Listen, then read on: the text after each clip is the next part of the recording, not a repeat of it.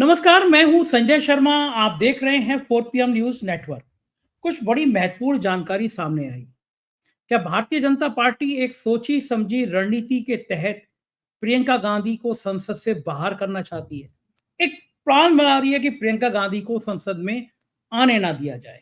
दरअसल प्रियंका गांधी ने अपनी पहली एंट्री में जो बम विस्फोट किया है, जो धमाका किया है, उससे पूरी बीजेपी भौचक्की है। वो दमदार बहस, वो दमदार भाषण, सदन के बाहर घेराव, धरना प्रदर्शन, मोदी जी को, बीजेपी को पसीना। तो भारतीय जनता पार्टी के रणनीतिकारों ने एक प्लान बनाया कि किसी तरह से प्रियंका गांधी को संसद में एंट्री प्रतिबंधित कर दी जाए। क्या है प्लान? एक बहादुर पत्रकार से आज मैं चर्चा करूंगा इस विषय पर। देश के जाने माने पत्रकार हैं, कई बड़े अखबारों के संपादक रहे हैं, कई इलेक्ट्रॉनिक चैनल के, रीजनल चैनल्स के समूह संपादक रहे हैं, अजय शुक्ला जी। मैं उनसे बातचीत करूंगा। बड़े बहादुर पत्रकार हैं। एक दिन उन्होंने स्मृति ईरानी पे एक शो करा दिया, शो बना दिया उन्होंने, और स्मृति ईरानी इतना बौखला गई कि स्मृति ईरानी ने उनके ऊपर मुकदमा कर दिया, एफआईआर लिखा दी। देखिए, वो भाई साहब भी, अजय भाई भी अपने जमे रहे और स्मृति ईरानी को पसीने छुड़ाई दिए उन्होंने। मैंने अजय शुक्ला से पूछा कि प्रियंका गांधी को जो घेरने का, संसद से बाहर करने का, संसद से डिवाइड करने का, संसद में ना आने का जो मोदी का या बीजेपी का प्लान है, क्या ये सफल हो पाएगा? जिस तरह राहुल गांधी को, संसद सदस्य राहुल गांधी की छीन ली गई, क्या प्रियंका गांधी के साथ भी ये प्रयोग होने जा रहा है? और इस बीच आपके लिए शॉकिंग खबर यह है कि चुनाव आयोग ने कहा कि ये थोड़ी बहुत जो जानकारी आप तक पहुंच पाती है, इसको भी खत्म कर दो। जनता को पता ही ना चले किसने वोट दिया, किसको वोट दिया, कैसे, कहां किसको वोट चला गया। महाराष्ट्र में गांव में जब लोगों ने कहा कि हम अपनी ईवीएम बना लेते हैं, हम वोटिंग करके दिखाएंगे, हमारे गांव में बीजेपी को वोट ही नहीं पड़ सकते, तो बीजेपी की पसीने आ गए, हवाइयां उड़ गई। लगा कि इस गांव में पोल हो गया और पोल पट्टी खुल गई कि इस गांव में तो बीजेपी को 50 वोट भी नहीं आए थे और ईवीएम ने 1000 वोट निकल आए। तो फिर देश के गांव गांव में इस तरह पोल होने लगेंगे, सामने आ जाएगा कि ईवीएम में खेल है। अजय शुक्ला बोले, करे तो करे क्या जब चौकीदार ही चोर है। बहुत बेहतरीन बातचीत है अजय शुक्ला के साथ। मेरी रिक्वेस्ट है, पूरी बात सुनिएगा। एक अनुभवी तेजतर्रार पत्रकार की बातचीत है। चैनल को सब्सक्राइब करना और ज्वाइन करना ना भूलें। चलते हैं अजय शुक्ला जी के पास। 4 पीएम न्यूज नेटवर्क में स्वागत है अजय शुक्ला जी आपका। मुझे लगता था कि प्रियंका गांधी जब संसद में आएंगी और तीखे हमले करेंगी, तो भारतीय जनता पार्टी के खेमे में बहुत बेचैनी मचेगी। हुआ भी यही। प्रियंका गांधी ने जो तीखे तेवर अपनाए, उसने बीजेपी को भौचक्का कर दिया। अपने क्षेत्र की कुछ समस्याएं जो सीधे लेकर अमित शाह के पास पहुंच गई। अमित शाह का चेहरा देखने लायक था। उनको उम्मीद नहीं थी कि प्रियंका गांधी ऐसे लोगों की समस्याएं लेकर आ जाएंगी, क्योंकि राहुल गांधी थोड़ा झिझकते, वो नहीं जाते किसी के पास। प्रियंका गांधी के जब ये तेवर तीखे हुए और जब देखा भाषण उन्होंने क्रांति करी, तो मुझे लगता है भारतीय जनता पार्टी को लगा कि अब प्रियंका गांधी को किसी तरह घेरा जाए। और जो फॉर्मूला उन्होंने राहुल गांधी के साथ अपनाया था कि उनकी संसद सदस्यता खत्म करें, मुझे लगता है वो ही वाले ट्राई जो है वो प्रियंका गांधी के साथ करने की कोशिश की जा रही है। जो प्रियंका गांधी के खिलाफ लड़ी थी कैंडिडेट, उन्होंने हाई कोर्ट में रिट करी है कि प्रियंका गांधी ने एफिडेविट में अपने परिवार की संपत्ति का ब्यौरा सही से नहीं दिया, निर्वाचन रद्द किया जाए। कि इतना सीधा सीधा बात है कि प्रियंका गांधी के खिलाफ सीधा एक रिट हो गई, या इस रिट करने से पहले मुझे लगता नहीं कि इतना बड़ा राजनीतिक फैसला कि प्रियंका गांधी के खिलाफ रिट करने जा रहे हैं, बिना मोदी और बिना शाह जी के पूछे हुआ होगा। आपके पास क्या जानकारी है घटना के पीछे? क्या प्रियंका गांधी से वास्तव में डर गए हैं मोदी जी, डर गए हैं शाह साहब, डर गए हैं जेपी नड्डा? खेल क्या है इसके पीछे? देखिए संजय जी, जिस दिन से प्रियंका गांधी आई है सदन में, दो तीन चीजें देखी उन्होंने। राजनीति को बड़े अलग ढंग से किया। एक दिन वो अडानी और मोदी भाई भाई या जो भी कुछ है इस टाइप का एक झोला डाल के आई। उसके बाद में फिर वो आती हैं पैलेस्टाइन का झोला डाल करके। फिर वो आती हैं, पैलेस्टाइन मतलब फिलिस्तीन, फिलिस्तीन के में जिस तरीके से कत्लेआम हुए हैं बच्चों के, महिलाओं के और सबके, उसका समर्थन करते हुए वो जाती हैं। और जब सदन के भीतर पहुंचती हैं तो बांग्लादेश पर नरेंद्र मोदी और भारतीय जनता पार्टी की सरकार को घेर लेती हैं। वो कहती हैं कि हिंदुओं की हत्याएं हो रही हैं, सरेआम हत्याएं हो रही। और संजय जी, जब हम आप आज बात कर रहे हैं, 2 मंदिरों पर हमला हुआ है और वहां पर 3 लोग मरे, तो लगातार इस तरह की घटनाएं हो रही हैं। उन घटनाओं को लेकर के वो घेर लेती हैं कि आखिर क्यों नहीं कार्रवाई कर रहे हैं आप, क्या डर है। और उसी के साथ साथ वो यह भी घेर लेती हैं कि भारत की नहीं, दुनिया में यदि विश्व युद्ध की बात छोड़ दें तो दुनिया का सबसे बड़ा जो युद्ध का सरेंडर है, यानी आत्मसमर्पण है, वो भारत ने 1971 में कराया था। 93,000 पाकिस्तानी सैनिकों का सरेंडर कराया गया था। अब आप सोचिए, इससे बड़ा सरेंडर तो कोई हुआ नहीं दुनिया में। और इतना बड़ा सरेंडर कराने की जो फोटो लगी हुई थी, जो हमारे देश के लिए क्या, किसी भी देश में होता तो उसके लिए प्राउड की बात होती, और वो उतरवा दी गई सेना भवन से, और सेना भवन से उतरवा करके उसे फेंक दिया गया मानेकशॉ म्यूजियम में। मतलब म्यूजियम में देखिए जाके, किसी को देखने का शौक हो, भारत को या भारत के लोगों को या सेना को भी इस प्राउड को फील करने की जरूरत नहीं। मतलब आप सोचिए, तो उस पर भी उन्होंने घेर लिया सरकार को। पूरी सेना में इस बात को लेकर के बेहद गुस्सा है कि लगातार ये हो रहा है। मेजर शैतान सिंह का आपने देखा ही था पीछे, चीन के मामले में उनकी वो तोड़ दी गई स्मारक, और वहां पर चीन काबिज हो गई, जिसको बचाने के लिए उन्होंने अपने 31 साथियों के साथ में शहादत दी थी, देश को ये अस्मिता बचाई थी। तो ये प्रियंका गांधी ने घेर लिया। उसके बाद में अगले दिन वो बांग्लादेश में ईसाइयों और हिंदुओं सबको बचाइए, इसको लेकर भी झोला आ गई। यानी उन्होंने किसी एक को नहीं छोड़ा, मुस्लिम्स की बात भी कर दी, हिंदू की भी बात कर दी, ईसाई की भी बात कर दी।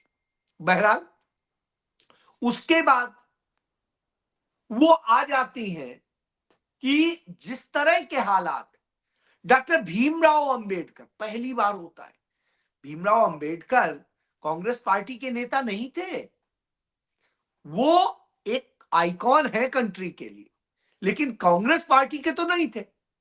लेकिन पहली बार राहुल गांधी और प्रियंका गांधी के नेतृत्व में डॉक्टर अंबेडकर की फोटो लेकर कांग्रेस लड़ाई लड़ने निकल पड़ती है।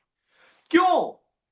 क्योंकि डॉक्टर भीमराव अंबेडकर का जिस तरीके से भारत के गृह मंत्री अपमान करते हैं संसद के भीतर, उसी संसद के भीतर जो संविधान के तहत, और जिसके बूते अमित शाह भी इस कुर्सी पर है, नरेंद्र मोदी भी इस कुर्सी पर है, द्रौपदी मुर्मू भी है, और कोविंद भी थे, या और तमाम सारे लोग। तो आप इससे समझ सकते हैं उस संविधान के प्रारूप के निर्माता की जब अपमान हो रहा हो। और इसमें एक और सबसे बड़ी बात, उस दिन सदन में एक बात और जल्दी जल्दी में स्वीकार कर गए अमित शाह कि हम तो नहीं चाहते थे कि हिंदू कोड बिल आए।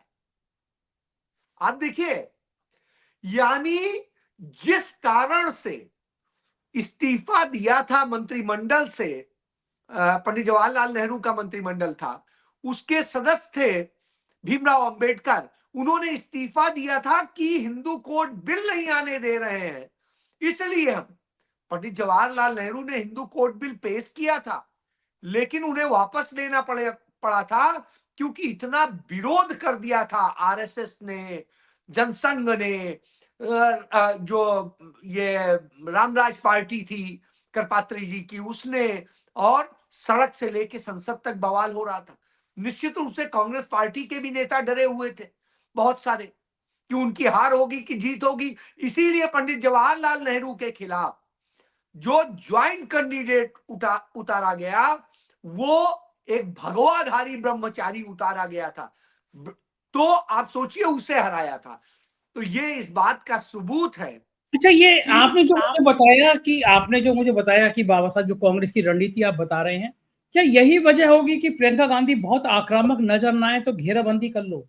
और ये जो हाईकोर्ट में रिट हुई है प्रियंका गांधी का निर्वाचन रद्द करने की, इसको कहां तक ये रिट जा सकती है। आप खुद एडवोकेट भी हैं, बहुत पढ़े लिखे हैं, कानून का आपको ज्ञान भी बहुत है। क्या लगता है इस रिट में क्या प्रियंका गांधी फंस सकती हैं? प्रियंका गांधी का निर्वाचन रद्द हो सकता है, या ये दांव उल्टा पड़ेगा? क्या लगता है, क्या है आपको? संजय जी, सबसे बड़ी बात है, भारत में सरकार किसकी है? इस सवाल का जवाब तो पूछना चाहिए। इस देश में इनकम टैक्स किसके अंडर आता है? ईडी किसके अंडर आता है? सीबीआई किसके अंडर आता है? डीआरआई किसके अंडर आता है? यदि इन सब चीजों पे हम बात करेंगे तो आएगा ये तो नरेंद्र मोदी के अंडर में, बीजेपी और एनडीए की सरकार। तो साहब सारे अख्तियार तो इनके पास है। किसने, यदि उन्होंने अपनी आय छिपाई थी तो क्या अब तक इनकम टैक्स डिपार्टमेंट ने इस पर उन्हें नोटिस भेजा है? नहीं भेजा है। क्या ईडी ने इस बात के लिए उन पर छापेमारी करी है कि आपने ये गलत आय है आपकी मैच नहीं करती? क्योंकि हर साल रिटर्न तो फाइल करते हैं, वो भी फाइल करते हैं, उनके पति भी फाइल करते हैं, जो भी है। तो आपने उस पर भी कुछ नहीं किया है। तो यदि गलत है तो आप ही ने नहीं किया है। और अब आपका जो हारा ही नहीं है, जिस कैंडिडेट की दशा क्या है आप सोचिए, उसकी दशा ये है कि वो किसी तरह जमानत जब बची है उसकी, और यदि उससे तुलना कर ले उस प्रत्याशी से, तो वो प्रत्याशी से प्रियंका गांधी 5.25 लाख वोट से जीती है, जो भी भाजपा का प्रत्याशी है। अब यदि वो याचिका करते हैं तो उससे पहली बात तो फर्क नहीं पड़ता है। दूसरी बात, यदि वो कर भी ले फिर एक चुनाव हो जाएगा। तो यानी प्रियंका गांधी इतने बड़े मत के अंतर से जीती हैं, और जिस तरीके से उन्होंने अपने चंद दिनों में आवाज उठा दी है उन सारे मुद्दों की जिस पर लोग चाहते हैं कि बोला जाए, चाहे महंगाई का मुद्दा हो, चाहे बेरोजगारी का मुद्दा हो, चाहे संविधान का मुद्दा हो, चाहे हिंदुओं पर होते अत्याचार का मुद्दा हो, चाहे मुस्लिमों पर होते अत्याचार का मुद्दा हो, चाहे डॉक्टर भीमराव अंबेडकर का मुद्दा हो।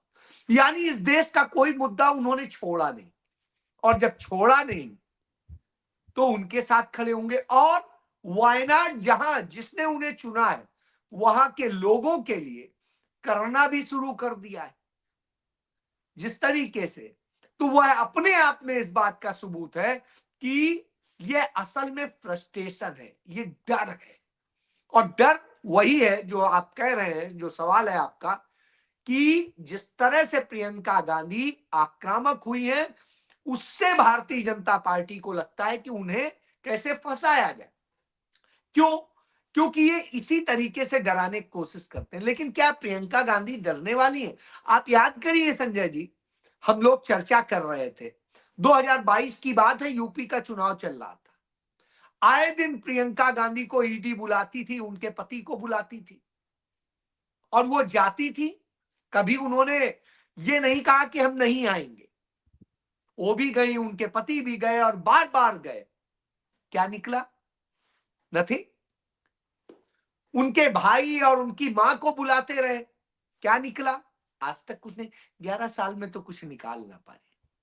राहुल गांधी की नागरिकता से लेके, राहुल गांधी के और सोनिया गांधी की तमाम सबकी संपत्तियां और न जाने क्या क्या बताते थे, एक पैसे का आज तक नहीं निकाल पाए। एक ये स्थिति हो तो जब कुछ निकाल नहीं पाएंगे, क्लीन चिट और देते रहेंगे। वाड्रा के आपको याद होगा कि गुड़गांव में जो डीएलएफ के और उसकी जो सौदा हुआ था उसको लेके क्लीन चिट दे दी, हाई कोर्ट में ही दी है। तो यह अपने आप में है कि सिर्फ ये मुकदमा इसलिए फंसाए रखना चाहते हैं जिससे लटका रहे, आदमी को डर रहे, और डर रहे तो इस तरह से किया जाए। तो ये खेल है। मैं इसमें एक अपना पर्सनल उदाहरण देना चाहता हूं।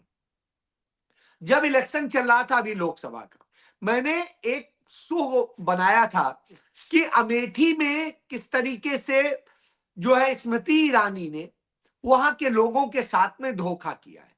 और मैंने उसमें एक शब्द यूज किया था, स्मृति ने किस किस को, ये मैंने, मेरा अपना शब्द ओरिजिन नहीं था, ये शब्द उन्होंने अपने एक इंटरव्यू में ही कहा था कि जब मैं रहती थी दिल्ली में तो मैं कैसे लड़कों को पीटती थी, उसी से मैंने उठाया था। तो ओरिजिन वो है। तो कानून कहता है शब्द आया कहां से, मेरा नहीं था, उत्पत्ति था, उनका था। तो उसी को मैंने डिफाइन किया, क्या क्या आपने पेला, आपने जनता को, आपने इसको किया, आपने उसको किया, जो भी। उस पर इन्होंने मेरे खिलाफ एफआईआर दर्ज करा दी। अरे बाप रे, इकत, स्मृति हाँ, ईरानी ने। 31 मई 2024 को। अच्छा। तो अब चलिए वो एफआईआर मेरे खिलाफ दर्ज है। एसएचओ मुझसे कहे सर इसमें बनता तो है नहीं, लेकिन अब ऊपर से मेरी औकात नहीं है। बहरहाल मैंने उसे सारी चीजें प्रोवाइड करी जो उसने मुझे इन्वेस्टिगेशन ज्वाइन करने के लिए दिया। अब उसको कुछ नहीं बच रहा है। अब अभी हाल ही में उसका मुझे एक दिन फोन आया कि सर अब एक काम करिए, जमानत करा लीजिए। तो मैंने कहा ये तो ऐसे ऐसे 300 जो 509 है, ये जमानती आप ही दे दो, मैं जामीनदार दाखिल कर देता हूं। तो उसने कहा सर मेरे आपके हाथ जोड़ के विनती है, आप कोर्ट से करा लो, मैं दूंगा ना तो ये मेरे को वो कर देंगे। अब बेचारे की दशा देखिए, कानून कहता है जमानती है और वो कह रहा है मेरी औकात नहीं है उस पे भी बेल देने की, आप कोर्ट से करा लो। अब मैंने जब कोर्ट में किसी जज से कहा, परिचित थे, तो उनका भाई साहब ये तो जमानती है, इसमें आप क्या डालेंगे। तो मैंने वकील से कहा कि कुछ देखो बनाओ, क्या है जैसा आप ऐसे ऐसे बता रहे थे, तो देखो वैसे डाल दो। तो मतलब मैं ये उदाहरण दे रहा हूं, लटकाए रखो, परेशान रखो, कुछ नहीं, जिससे रहे कि हाँ एक मुकदमा तो है। तो ये इनकी डराने की आदत है। लेकिन आदत है, क्या बात सही है, ये बात बिल्कुल इ- ठीक है, मैं सहमत हूँ। मैंने खुद ही देखा, वो आप तो गवाह हैं 4 पीएम पे मेरे खिलाफ आर्थिक अपराध बिल्कुल अनुसंधान बिल्कुल। जांच, एसटीएफ के अमिताभ यश पीछे, गाड़ी का पीछा कराना, मुकदमा करना, सब कुछ किया, तो कोई फर्क तो पड़ा नहीं। जो हम और आप जैसे योद्धा हैं, लड़ते रहेंगे, कोई होदे तुम करते तो रहो, वही हमारा तो काम मैं कह रहा करना। हूं, एक एक दिल्ली में मुकदमा कर दिया, मैंने कहा ठीक है कर दो, खूब कर लो, खूब जवाब कर लो। दाखिल करूंगा करूंगा, लड़ेंगे देखेंगे। अब तुम्हें क्या कहा? सजा ही यदि अवैध हाँ, तरीके से मतलब हुआ तो यही है ना सुनवा दो, कि वो भी झेलेंगे। आपको लगता है कि जवान बंद करना, तो जवान बंद नहीं होगी, बात तो ठीक है। अजय शुक्ला को जवान बंद करना आसान नहीं है। मैं एक दूसरे मुद्दे पर आऊँगा। सुप्रिया श्रीनेत ने एक ट्वीट किया है। उन्होंने लिखा है कि अक्टूबर 2024 में हुए हरियाणा चुनाव के बाद महमूद प्राचा, जाने-माने वकील हैं, हमारे चैनल पे आते रहते हैं, उन्होंने पंजाब और हरियाणा उच्च न्यायालय में याचिका दायर करी। 9 दिसंबर को पंजाब और हरियाणा उच्च न्यायालय ने चुनाव आयोग को हरियाणा विधानसभा चुनाव के दौरान एक मतदान केंद्र पर पड़े हुए वोटों से संबंधित वीडियोग्राफी, सुरक्षा कैमरों की फुटेज और दस्तावेजों की प्रतियां वकील महमूद प्राचा को उपलब्ध कराने का निर्देश दिया। बिल्कुल कायदे की बात है, आप कोई भी मांगे मिल सकती हैं। लेकिन बजाय पेपर और वीडियो उपलब्ध कराने के, हाई कोर्ट के आदेश के कुछ दिनों में केंद्र सरकार ने शुक्रवार 20 दिसंबर को चुनाव संचालन के नियम बदल दिए। चुनाव आचरण नियम बदलने के बाद चुनाव संबंधी सभी दस्तावेज अब जनता की पहुंच से बाहर हो गए, पूरी जानकारी उपलब्ध नहीं होगी। केंद्रीय कानून और न्याय मंत्रालय ने परिवर्तन को अधिसूचित कर दिया है, जो चुनाव आयोग के परामर्श से बना है। मतलब कोई भी व्यक्ति चुनाव संबंधी किसी भी कागज का निरीक्षण नहीं कर सकेगा। पंजाब एवं हरियाणा हाई कोर्ट में भी चुनाव आयोग ने महमूद प्राचा की याचिका का विरोध किया था। चुनाव आयोग ने कहा था कि महमूद प्राचा अक्टूबर में हुए हरियाणा में विधानसभा के चुनाव के उम्मीदवार नहीं थे, इसलिए वो चुनाव से संबंधित दस्तावेज नहीं मांग सकते। प्राचा ने उच्च न्यायालय में कहा कि वह एक उम्मीदवार को दस्तावेज निःशुल्क दिए जाएं और किसी भी अन्य व्यक्ति को एक निर्धारित शुल्क पर दिए जाने चाहिए। कायदे की बात है। इस तर्क को स्वीकार करते हुए कोर्ट ने चुनाव आयोग को 6 सप्ताह के भीतर फॉर्म 17C भाग 1 और भाग 2 सहित आवश्यक दस्तावेज उपलब्ध कराने के निर्देश दिए। सरकार के चुनाव आयोग के साथ मिलकर हुए इस एक तरफा निर्णय ने बहुत सारे सवाल उठा दिए हैं। आखिर चुनाव आयोग को पारदर्शिता से क्या परहेज है? लोकतंत्र में अगर जनता से ही चुनाई हुई जनता का द्वारा चुनी सरकार जनता से ही दस्तावेज छुपाएगी, तो लोकतंत्र का मतलब क्या है? आखिर क्या छुपाना चाहता है चुनाव आयोग? क्यों नहीं दस्तावेज आम लोगों को मिल सकते? ऐसे वक्त पर जब चुनाव आयोग की साख दांव पे लगी है, ये करके इसको और मटिया मेट क्यों करना है? क्या ये निर्णय राजनीतिक दलों से विचार विमर्श करके उसको विश्वास में लेकर नहीं किया जा सकता था? चुनाव आयोग पर वोटर लिस्ट से नाम हटाने का आरोप है। वोटिंग प्रतिशत बढ़ाने से लोगों के मन में संशय है। पक्षपात के गंभीर आरोप हैं और ये करके सरकार और आयोग ने हिंदुस्तान के स्वतंत्र और निष्पक्ष चुनाव पर एक और प्रश्न चिन्ह लगा दिया है। याद रखिएगा, जो गुप्त और गोपनीय रखा जाता है वो अक्सर गलत होता है। पारदर्शिता प्रजातंत्र की पहली शर्त है।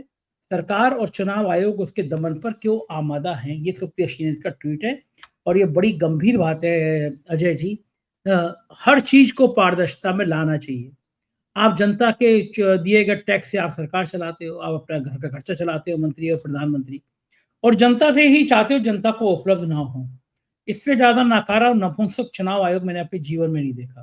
गांधी जी के 3 बंदरों की तरह उनको कुछ दिखाई नहीं पड़ता, सुनाई नहीं पड़ता, बोल नहीं सकते। आप बताइए इसमें क्या समस्या है? कोई व्यक्ति मांग रहा है, चुनाव लड़ने वाला मांग रहा है, बिना चुनाव लड़ने वाला मांग रहा है कि साहब मेरे को दस्तावेज दिए जाए, मैं साक्ष्य देखना चाहता हूँ। चुनाव आयोग ने तय कर लिया है कि बेईमानी की वो पराकाष्ठा तक ले जाएगा चुनाव आयोग। इनको डर नहीं लगता कि एक छोटी सी घटना हुई थी हॉस्टल के मेस की, लड़के लड़कों में लड़ाई हुई थी, ऐसी दमनकारी नीति अपनाया गया था। वो चिंगारी जो भड़की थी वो जेपी मूवमेंट की तरह देश में आ गई थी। क्या चाहती है ये चुनाव आयोग सरकार? क्या जनता ये मान ले कि चुनाव आयोग बेईमानी पर उतारू है? हरियाणा और महाराष्ट्र में जिस तरह धांधली की बातें सामने आई वो सबके सामने हैं। तो क्या अब ये इंतजार कर रहा है चुनाव आयोग की इतनी बेईमानी ले आओ, इतनी बेईमानी ले आओ कि जनता सड़कों पे उतर के सीधा नारा लगाए, सिंहासन खाली करो कि जनता आती है। ये नारा दिया गया था एक दशक में, आपको याद होगा। क्या मानना है आपका जी? देखिए, मैं तो ये मान लेता हूं नरेंद्र मोदी की भाषा में ही कि चुनाव आयोग बहुत ईमानदार है। इतना ईमानदार है कि वो कुछ गड़बड़ी नहीं करता है।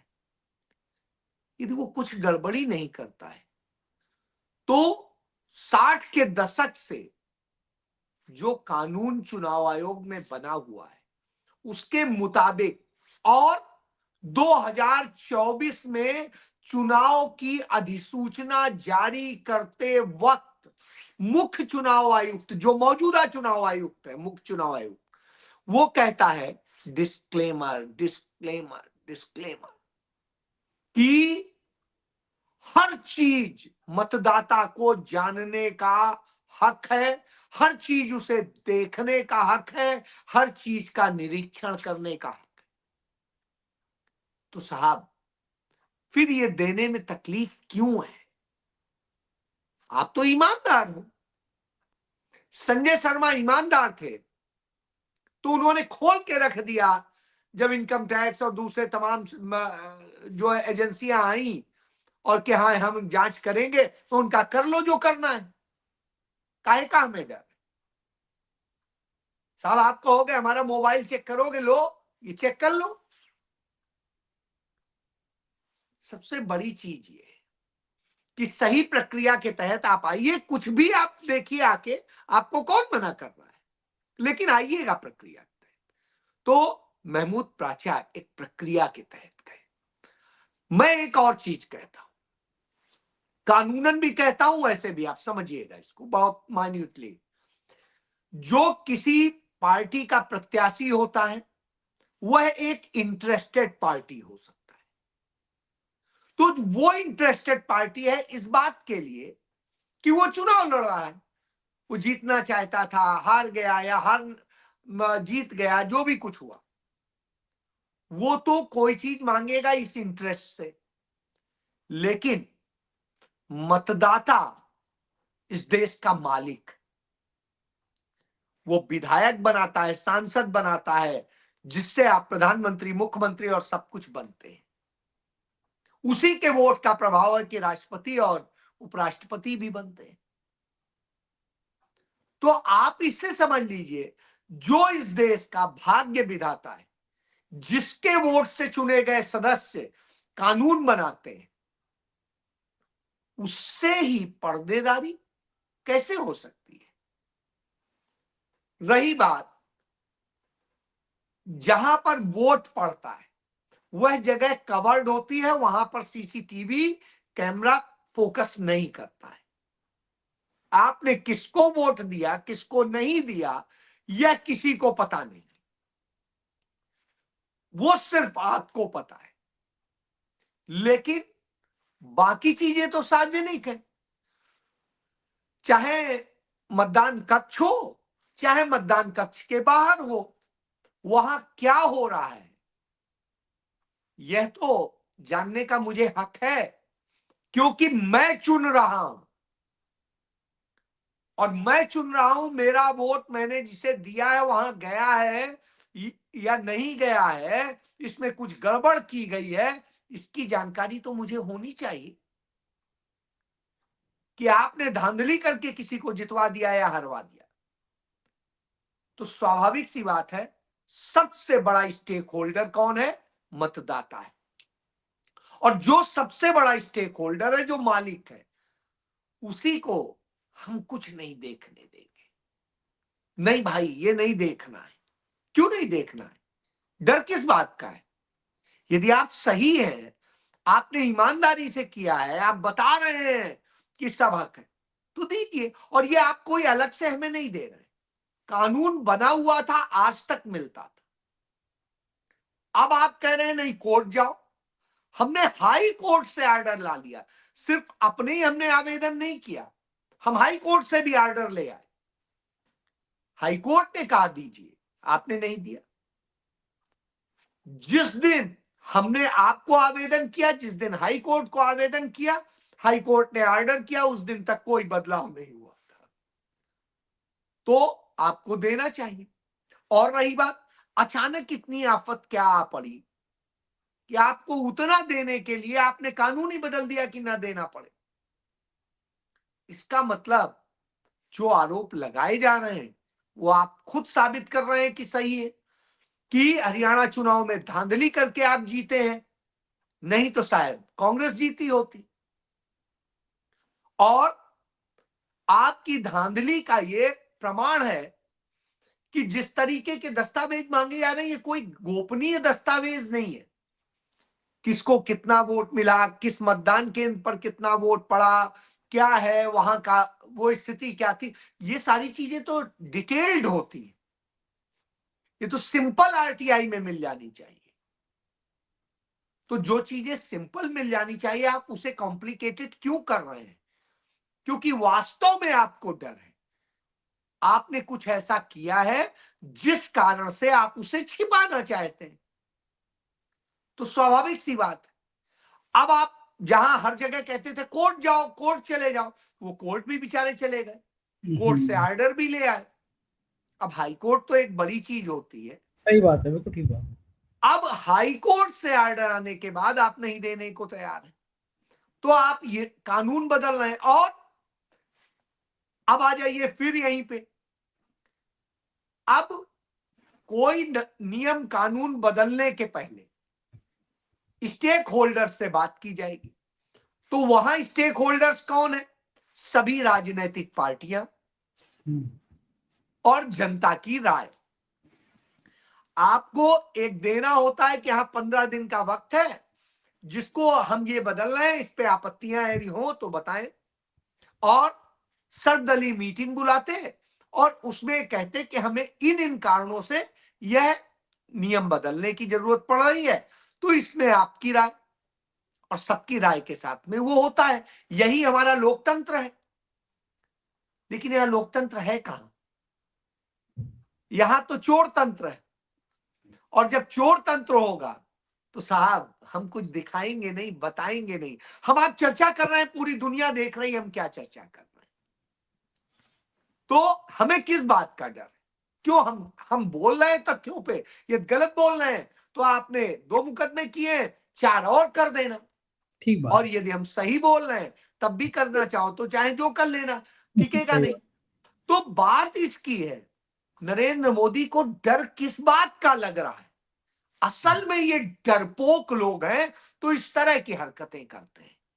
यदि वह प्रियंका गांधी का एफिडेविट ओपन नहीं होता तो वह प्रत्याशी कैसे कोई मुकदमा कर पाती, या हम आप कैसे तुलना कर पाते?